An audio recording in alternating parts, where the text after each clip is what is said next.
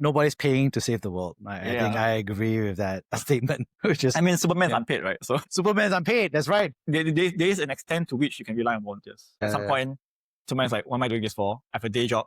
Who pays my bills? Who pays my landlord? If even Superman needs to pay bills, think of all your other entrepreneurs and startups. Hey, as much as I love this green messaging, this green mission, I need to find something that pays. Welcome to Brave. Learn from Southeast Asia's best tech leaders. Build the future, learn from our past, and stay human in between. No BS on success. I'm Jeremy Au, venture capitalist, serial founder, Harvard MBA, science fiction nerd, and dad of 2 daughters. Every week, we debate startup news, interview changemakers, answer listener questions, and share personal insights. Join our movement of over 40,000 members and get transcripts, resources, and community at www.bravesea.com. Stay well and stay brave. Hey DJ, Prince of Fermentation. Excited to have you back. Hey Jeremy, nice to be back and in person. Excited to have you back because congratulations, you just announced your fundraise. Thank you. So what was the size? What was the quantum details? So we raised about US 4.2 million, led by investors at One Ventures, a US-based climate-focused fund, and also co-led by Chancery Hill Ventures, sustainable green infrastructure fund, and of course our lead investor from the last round, Forge Ventures, also participated. Yeah, I mean, I think Tiang was on a previous episode twice as well, on the episode, and I think he said good things about you as well. So I think it's fantastic that you're off to the races. So I think for those who don't know, can you explain very quickly who you are and also what Prefer is? Yeah, so I'm DJ, co-founder and CTO of Prefer. So I graduated with a degree in chemistry from UCL on ASA scholarship. Upon graduation, came back to Singapore, worked in research, started my career in organic chemistry, moved on to create flavors and fragrances from fermentation. Along the way, I got a bit jaded, bored of research, started my own consulting gig, and there I was working with Michelin restaurants, cocktail bars in Singapore, helped them develop fermentation-based recipes, flavors, techniques. Went back to A-Star because they were calling me back to serve my bond. Worked in creating serum-free media for cultivated meat, and that really got me back to the food tech startup space. And about almost exactly 3 years ago, I co-founded Prefer with my co-founder and CEO, Jake. So obviously lots of stories to be had. And lots of changes. So obviously we're not going to recap everything. I think episode 460 is the one to watch. So it talks about you in A-Star, growing kombucha and kimchi and all these other stuff. So lots of good stuff there. But I'm interested because I think over the past 2 years, you've really changed a lot, both as a company, but also as a person. I think we really want to get into that because myself and a lot of people are always curious about the changes and the learnings that you had along the way, right? So, I guess maybe we'll start with the company, right? Could you share a little bit more about when Prefer was founded, at the earliest of days with Jake? What was that, product market fit thesis versus today, and how that is similar and how that is different? Yeah. So I think very broadly, it's still the same company. Prefer was co-founded in 2022, started out on a mission to make coffee without coffee beans. Today, if you look at the press release that we put out from the fundraising announcement, you look at our website, we don't just do coffee, we also do chocolates. And I think that's really the big, hairy, audacious goal that we had 3 years ago as Prefer. We are not here to be a coffee company. We call ourselves a bio flavors or flavor house. Yeah. The goal really is to be able to provide a portfolio of different ingredients, solutions to our partners. If you need coffee flavors, you need chocolate flavors, you need vanilla flavors, we have them, and we can create them all through using sustainable processes, using byproducts or other green bioprocesses. And we knew that we wanted to start with coffee. So I think that fundamental mission hasn't changed. I think what has evolved over time and where we realized we were wrong has been our approach. When we started out, we were arguably quite naive about it. We figured, we'll put out a good product, put it in the market, and it would move itself. What we've learned along the way is that that's just not how things work. Even if you have a 10 out of 10, 9 out of 10 product, you still need someone to push. Again, the reality is that you will never have a 10 out of 10 product. So you need your engineer or your technical salesperson to sit next to the customer and really guide them and walk them through how to use the product, see how they tinker with it, see how they fail at using it, bring that information back to the dev team to improve the product and ship it out again. Okay, so obviously that makes a lot of sense, especially in software. Okay, so that's the case, but for you, you're talking about flavors, Yeah. and obviously product. So how does that cycle work? Is it like what some engineers watching to some barista make coffee, somebody's drinking it? Like how does that, can you give me an example? So exactly. So we would pass our cafe partners, our barista partners, a bag of ground prefer. Yeah. We will see them use it. We will see them taste it. We'll see them offer the customers. So we'll see how customers react to it.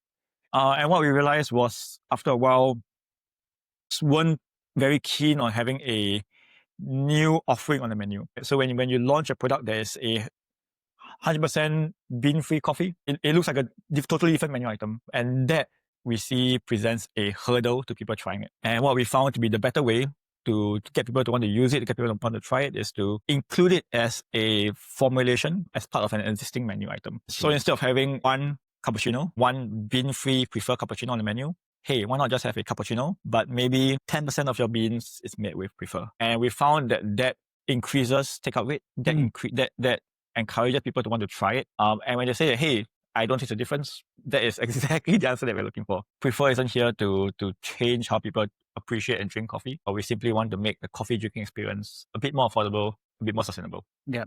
So actually, let's talk about that, right? Because that's actually a very interesting, I would say, marketing discovery, right? Or customer insight that's actually really important. Because I think when we saw that first 100% bean-free coffee, and also that was also your tagline in the early days as well, everybody's like, why do I want a bean-free coffee, right? Like I want my coffee bean in my, coffee. So do you think that the future is more like barista saying you have a choice between this bean versus prefer after the word Americano, for example? Or do you think it's more like Americano and then it's like this is a blend that we have and it includes 10% prefer? Which one do you think is the future you think more likely? Yeah, so it is, I think, exactly that scenario that you described. So what if you go to a hipster cafe today, you could order Americano and they may offer you different choices of beans. Right? Yeah. Oh, hey, this is our house blend. It's made with beans from Colombia, Guatemala. Can have our single origin coffee. And they will have different price points. And what we could see in the future is, hey, with a house blend, and we also have a house blend with a 50% inclusion of prefer, and it may be more affordable. Or it may have a slight green tick next to it, just to indicate that prefer is 8 times more climate friendly than conventional coffee. So there are things like that we think could help customers appreciate what we are doing and hopefully nudge them towards a more affordable solution, allowing them to vote with their wallets. I do actually like that. That is actually it's actually a stroke of insight or genius from my perspective.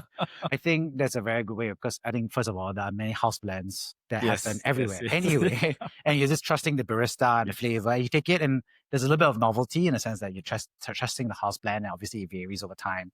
But of course, the trust, the taste is good, right? So I think that's a good way for you to lower the trust burden from prefer back to the barista who's saying, the barista say, I trust that this blend is tasty and good, right? So, and it's taken us 3 years to get to. You think that seems obvious, right? And beyond just the cafes, even on a B2C scale, and that is where we truly prefer is a B2B company.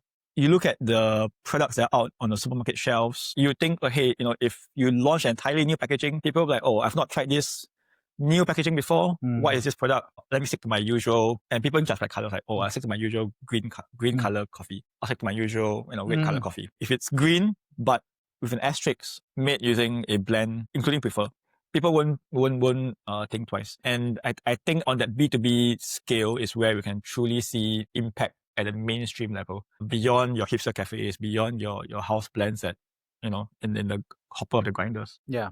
No, I think there's a really good way of putting it. And I think it's a wonderful insight. And I think one thing actually I also want to say is that, you said about how your vision hasn't changed. I think actually it's quite interesting because if you ask me, having met you several years ago, I felt like when I met you, it was all about bean-free coffee. I think there was a lot of like investor kind of like question marks about that. But when you say flavor house for Asia, that's like sustainable and, fast moving, I don't know. To me, I think it's much more of a no-brainer. Okay. If you ask me right now, I guess because one is I can see the business on one side, which is there are flavor houses in America, but very few flavor houses in Asia. One, and also most flavor houses in America, at least they tend to be much more on the artificial or food scientists. I mean, on the spectrum, they're not artificial, but I mean, obviously natural flavors. I hear you. But they're not explicitly designed to be like they said sustainable approach, right? In that sense. So I think there's that you ask me, it's clearer this way actually. Yeah. Even our messaging has evolved, right? Even how we pitch, even how we sell the business. So I think when we started out, we knew that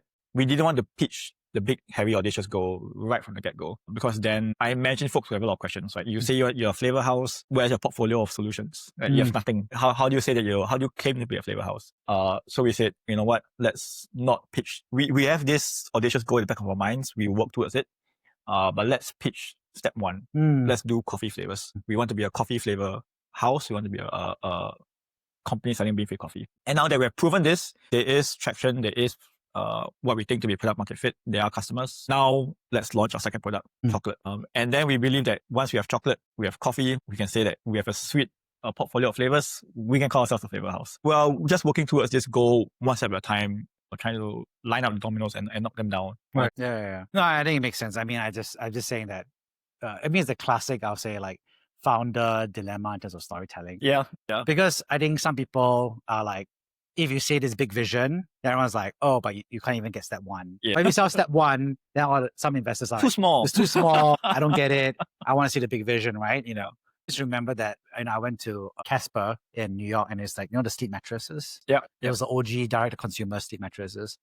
We're sitting around a table, we're chatting with the founder, and I thought the founder was interesting because what he said was, Jeremy, our job is to be the Nike of sleep. Because most people think Nike is the best shoes. So how have you changed how you pitch to investors now? Because now you say you've graduated from coffee to now coffee and chocolate. So I guess when you say that, now I want to, do you start pitching more flavors, more approaches, more verticals? How do you think about it? I think, and this ties back to the founder dilemma that you mentioned earlier, right? So one of the concern that we had internally was to make sure that we weren't distracting ourselves. If we say that we're a flavor house and we try to do 10 different flavors, you won't see product market fit within a time frame for anyone, right? So we figured, hey, we need to really focus on coffee, get coffee right, or at least at an acceptable standard first before we graduate and move on and try different things. And that's exactly what we pitch to investors. Like, hey, this is the vision of the company. This is the traction that we have shown with product A. We are now at the cusp of launching product B. We have product C and D and E and F in the pipeline. Now that we have proven product A, you trust us to execute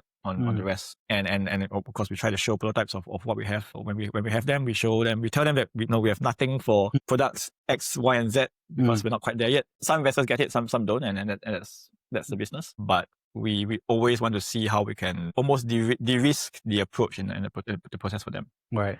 So a lot of them are looking for market traction, and we try to get that data for them, whether it's customer conversations on coffee, the next stage of coffee development, or whether it's customer conversations on product formats for cocoa and chocolate. I think all of that data helps investors understand what is a problem that we're solving and if there truly is demand for what we are bringing to the market. You keep mentioning chocolate and cocoa, right? Explain the difference in the approach that you formulated for coffee versus chocolate. From a fundamental biochemical perspective, if you look at flavor creation in coffee and chocolate, obviously in industry, they follow a similar process. The key processing step that you're doing here is roasting. So roasting creates Maillard compounds, where you are essentially, to talk geeky, you are subjecting amino acids and sugars through a whole range of a cascade of different chemical reactions. So the amino acids and sugars degrade, they transform, they recombine, and it's through this process that you get a whole bouquet of different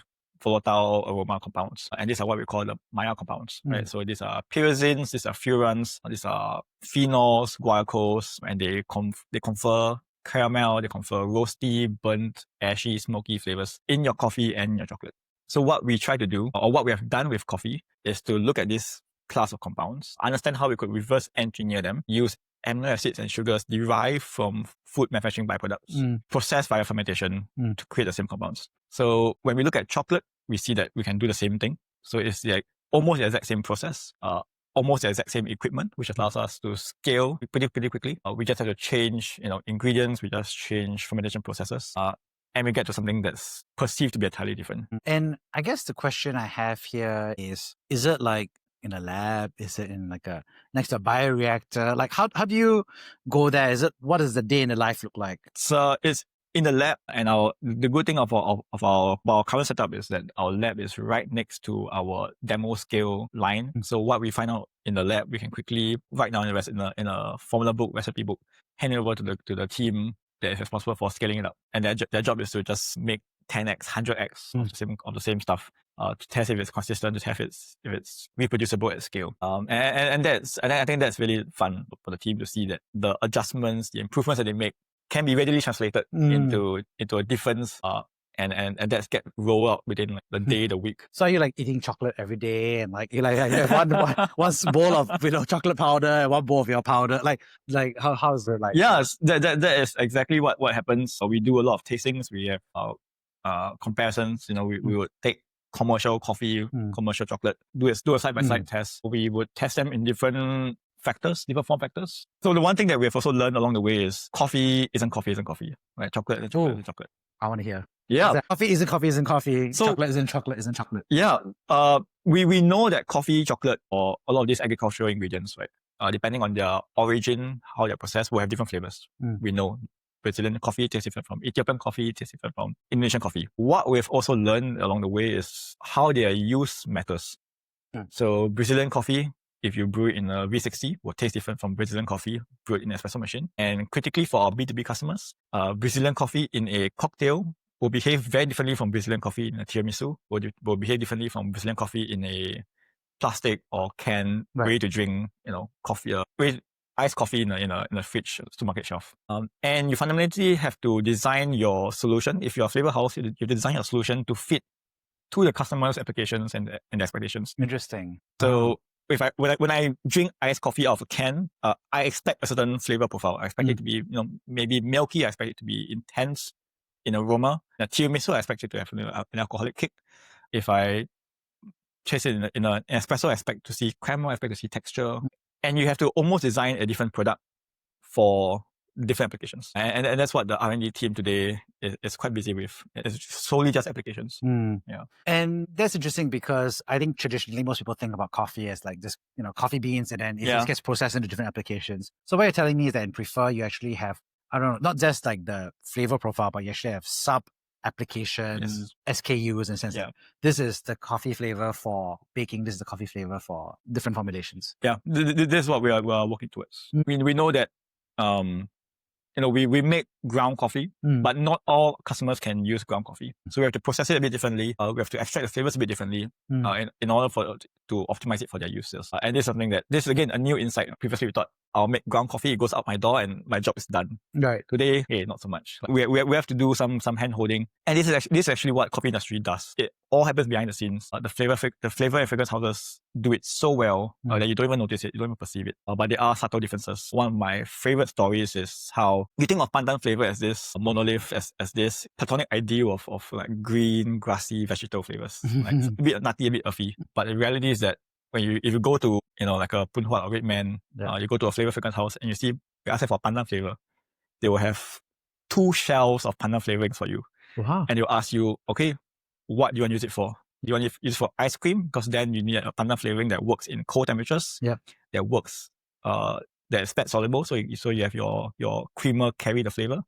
Or do you want pandan flavoring that works in a chiffon cake? Because then you want air to be your carrier. Yeah. You want it to survive baking. Yeah. Right? Or you want it to be in a bread because then it's denser, less air. You need more dough. So pandan flavor isn't pandan flavor. And the learning that we've taken away from that is, coffee flavor isn't coffee flavor. Chocolate flavor isn't chocolate flavor. You have to really design it with your customer in mind. Yeah. Well, this is so interesting because my wife is super about pandan flavor for chiffon cake. A lot of pandan cakes, they're using artificial coloring. Yeah. So she only wants cakes that only have pandan in it. Now, I actually don't understand it, but I don't know whether it's like the pandan is being ground or extracted, but to her, I think the natural flavor is important. And of course, the cakes come out less vibrant green. less radioactive green, right? Yeah. But what's interesting here is obviously, I think it sounds like I'm really starting here like a product roadmap, right? So I'm saying like not just coffee, chocolate, but you also mentioned other flavors like vanilla, pandan.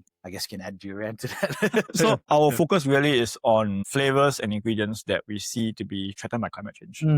We see coffee, cocoa prices before COVID, after COVID. Yeah. 5x difference, 7x difference. So that's crazy. We also see certain signs of other flavors facing similar supply crunches. Vanilla, hazelnut, even citrus. Most recently, there was, I think, like a blight in Florida that wiped out almost the entire orange harvest. And you see that in the supermarkets. So previously, maybe it's just my neighborhood supermarket. So if you go to supermarkets, you could readily see orange juice not made from concentrate. Yeah. And those are everywhere. Those took out like half the shelf. Today, all of those ranges gone, all made from concentrate. So that tells me that there is a supply issue and it's very quickly trickled down to your supermarket shelves. That makes sense. But I think that's actually a good example because the way it doesn't show up as a price difference, right? It just shows up as it disappeared. It's the same color packaging. So again, it goes back to don't launch an entirely new product. Just tweak the formulation, change it on the label. So the label looks roughly the same, but now it's just a concentrate. It's just instead of not made from concentrate, is made from concentrate. If you're not picky about it, it's still good orange juice. Yeah. But if you were looking specifically for something not made from concentrate, you won't realize that it's changed. Yeah, exactly. And that's actually really helpful. I'm just kind of curious, at least in this scenario, like what's the difference between drinking? And frankly, I don't drink orange juice anymore. It's like Jeremy's been told to be like, no more sugars. Yeah. That'll be healthy and stuff. But from your perspective, from a flavor scientist perspective, what's the difference between orange juice that's made from concentrate versus when it's not made from concentrate? Maybe either from taste, but also maybe later from process. I think from a flavor perspective, these companies are very experienced in designing a product that matches the same sensory experience. So you probably won't perceive a major difference. And that's good. You're not meant to perceive it. And fundamentally, from a processing point of view, they're not very much different. Yeah. Orange juice made from concentrate is simply concentrated. It's water reduced, transported. Yeah. You want to reduce water, transport it, so it's easier to transport, and then reconstitute it with added water. Yeah. So chemically, no big difference. Yeah. But what I've noticed is freshly squeezed orange juice is very different from carton orange juice. And that's the orange essential oils. Those are very volatile, very hard to capture. And that's something that, if and when preferred is to look at citrus and orange juice, we need to also understand how essential oils work in our sensory perception of food products. Yeah, I think one of my favorite tricks for my kids now is I take the orange peel and then I kind of squeeze it so that the essential oil comes out, right? And then they kind of like get surprised that some oil, sprays out from the skin, but it smells actually very fragrant. Very fragrant, and very strong. Aromatic. I mean, I learned it because I watch people do it at a bar, right? And you're like, wait a moment, I can also squeeze the peel and get the oil out, but it's a beautiful smell. So I think, what's interesting obviously is that you're looking at this from a sustainability perspective, but there's also a price dynamic as well, right? Which is, I think, kind of like hand in hand, right? Like if climate change kills all the product, then price will go off the charts, which makes it, I think, viable for people to start switching. Because I think, like you said, people are not really going to take the normal dynamic. And the normal dynamic is, and I think this would be like the equivalent for Grab, right? It's like, if there are no drivers on the road and you still want to go, lots of people want to go, then they're just going to raise the prices. And then a lot of people who are stuck outside the Taylor Swift concert will just be like, well, it's a $50 ride, but I have to go home. I have to go home and I'm stuck in the rain. So I have no choice but to call this cab, right? Yeah. But I think like what you said, I think the difference from orange juice is that people are not going to pay like double or triple the price. It's tough, right? Because and they will substitute something else, maybe like soy milk, apple juice, or something else that is there. So I think I kind of understand what you're mentioning earlier is that I think businesses will feel squeezed between your raw material going up, but your consumer doesn't actually have a high willingness to pay a lot more, and so I think there's something you can do in between. But I'm just kind of curious how you think about that dynamic. Yeah, that's exactly where I fit in. We see ourselves as a B2B company because the hell on fire problem that you just described is only faced by the businesses. Yeah. Consumers don't see it. Yeah. Right. So I think initially when we trying out products, we had a B2C angle.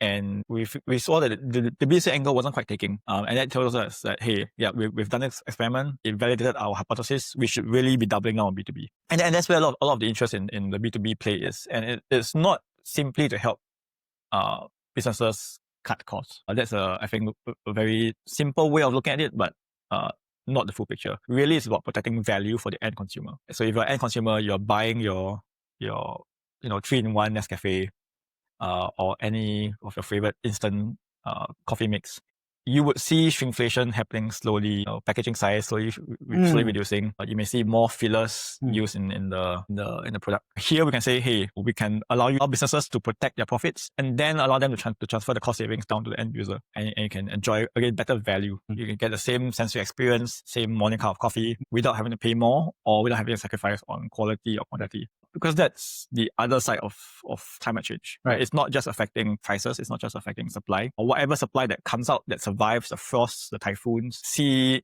inconsistent quality. And that has forced a lot of our buyers to hedge their coffee purchases for the year. So if I need 1 ton of coffee from Colombia, I will buy 1 ton of coffee from Colombia. I will also buy 1 ton of coffee from Guatemala. In case that Colombian harvest, for whatever reason goes bad, I still have coffee to sell. So by using fermentation, by using our platform process to create flavors, we are able to tell our customers, hey, this is a consistent supply for your year. You don't have to worry about not getting what you need for the year. And you can then in turn pass these products on to your consumers. Yeah, I think that makes a lot of sense. And that lets you kind of gives the business some certainty, which is they have a third leg of the tripod, right? So it's not just, like Guatemala and another country, but also prefer, some level of balance across all of that. I'm just kind of curious because obviously we're talking about climate change, and we know that climate change startups, and I would say like the whole food tech scene has really taken a hit. I think it's definitely a winter, obviously for all startups globally around the world, unless you're an AI company in America. Good for you. But I mean, for everyone else, it's been winter, but especially so, I think, for food tech as well. So I'm just kind of curious, how are you seeing it from your perspective? Yeah. I'll borrow, the words of Xie and Tiang, who have been on your podcast and have said these words before, is that we believe that the good startups will continue to get funding. The good ideas will continue to get support. You do need to adapt, and we have adapted in a way to change how we want to get to profitability. We change how we want to, much we're willing to burn, and how much runway we would need for this round. It is tough out there. And you have to believe that if you are good, you will continue to survive, and you will continue to get the traction that you need. You will continue to get the funding that you need. And I think the one critical change that we see in a lot of startups that are persevering today is they fundamentally change how they want to get money. It's no longer about, hey, let me just make my next pitch deck and I'll get 5 million in. No, it's about how can I get 3 million more customers instead.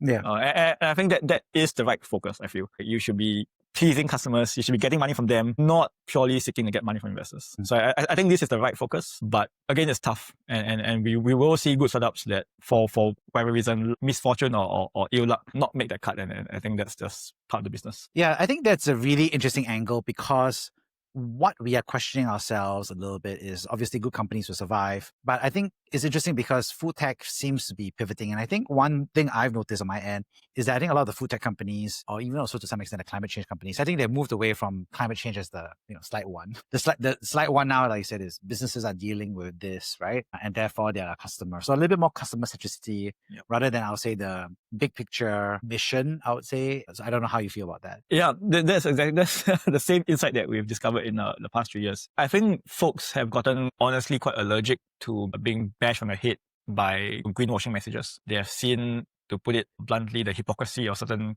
big companies, corporates, even government leaders, how they will pay lip service to sustainability and the environment, but run policies entirely counter to that. So people are quite sick and tired of that. Yeah.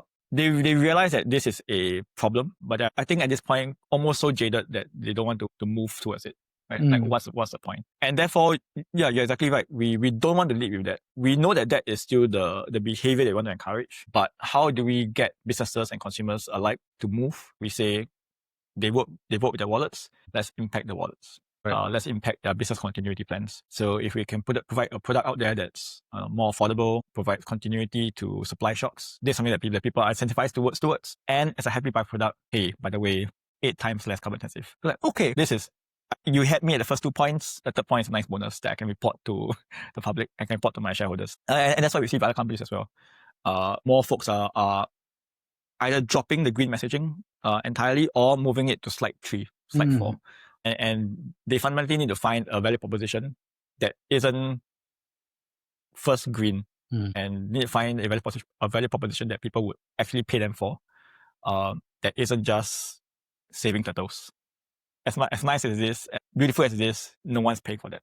Nobody's paying to save the world. I think I agree with that statement. Superman's unpaid, right? So Superman's unpaid. That's right. How there is an extent to which you can rely on volunteers. At some point, Superman's like, what am I doing this for? I have a day job.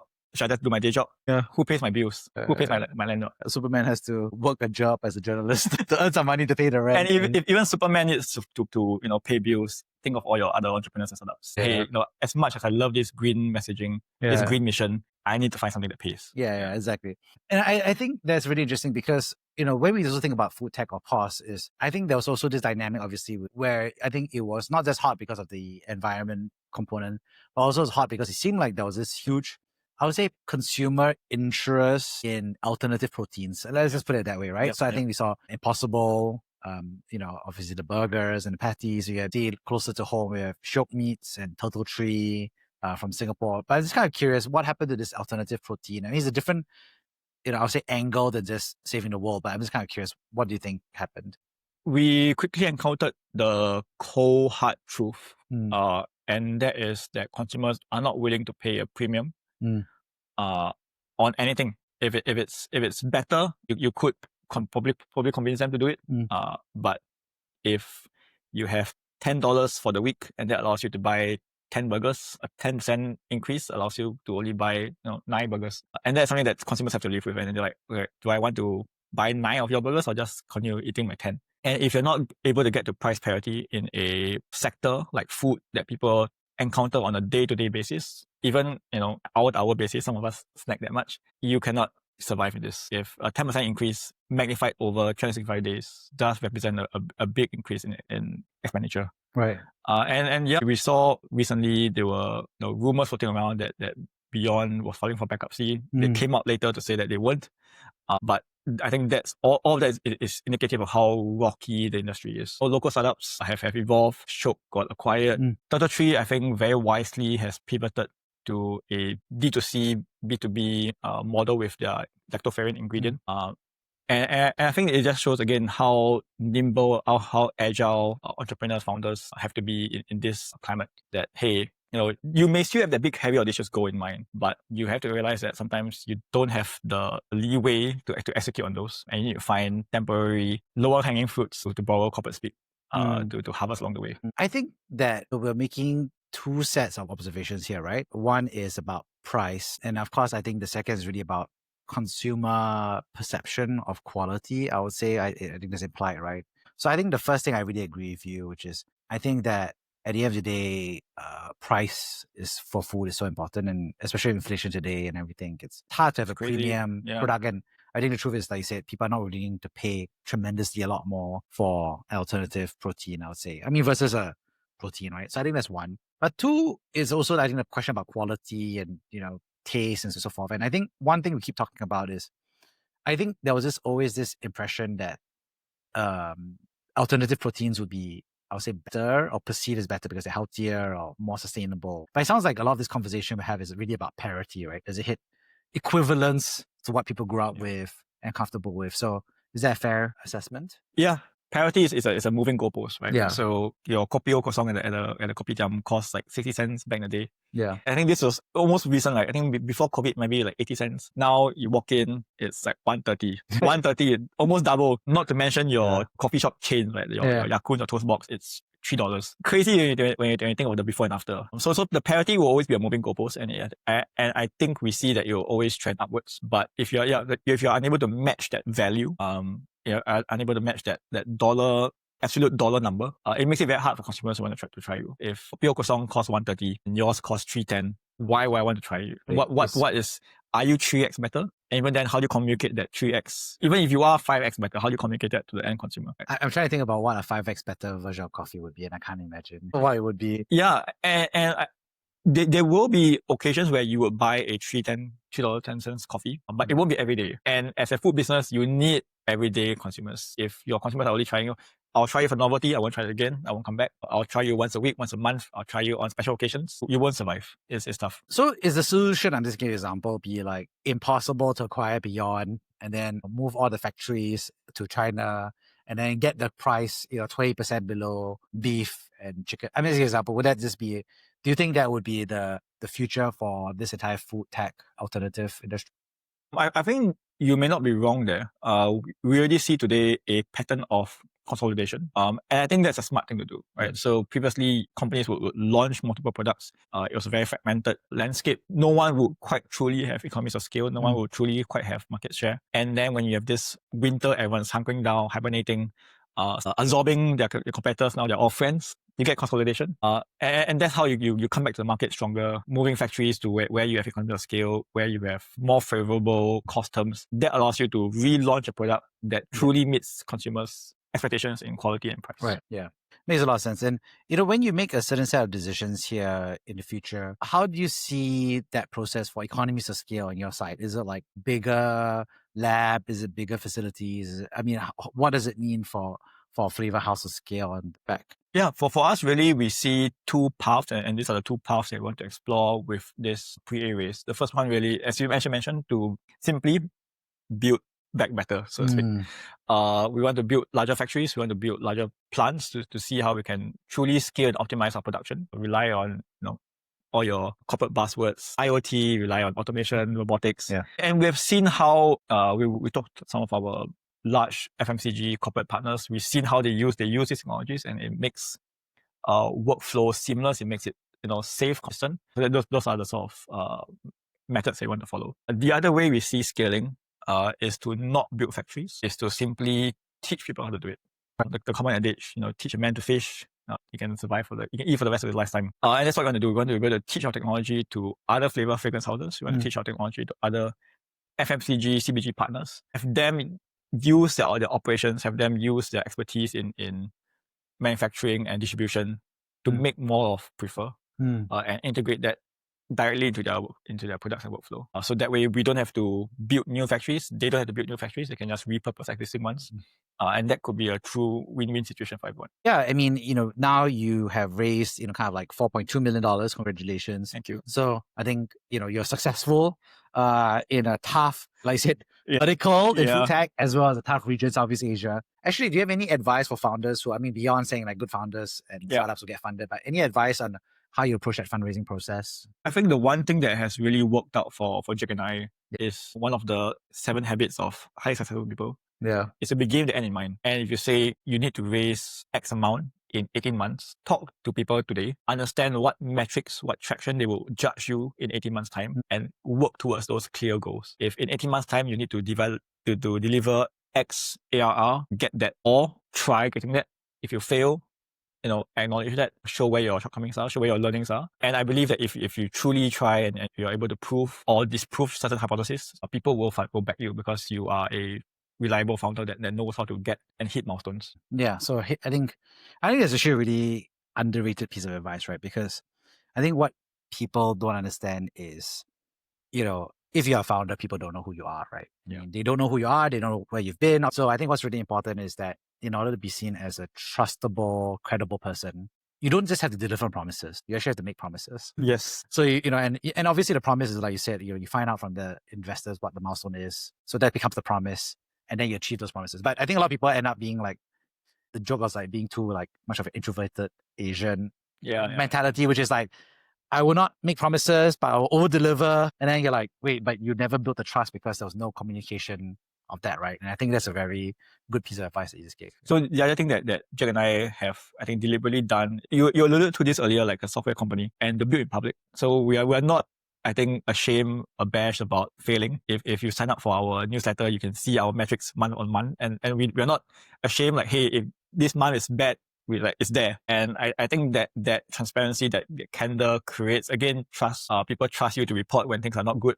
They trust you to seek help when things are not good. A lot of founders, as you mentioned, try really hard to fix things internally. Only when it gets to the 11th month, I have got 1 month of runway, I need help. And then it's too late for anyone to do anything. So we are saying, hey, this is what we know. Where we're lacking, please help us. These are our metrics for today. If you tell me you have target metrics in 18 months, let me know. I'll work towards that. And you can see me build for the next 17 months ahead. And I think all of that helps, again, let people know who you are, what kind of person you want to work with when they are a shareholder, when you're on your board. And it can only be good for the company, we believe. Fantastic.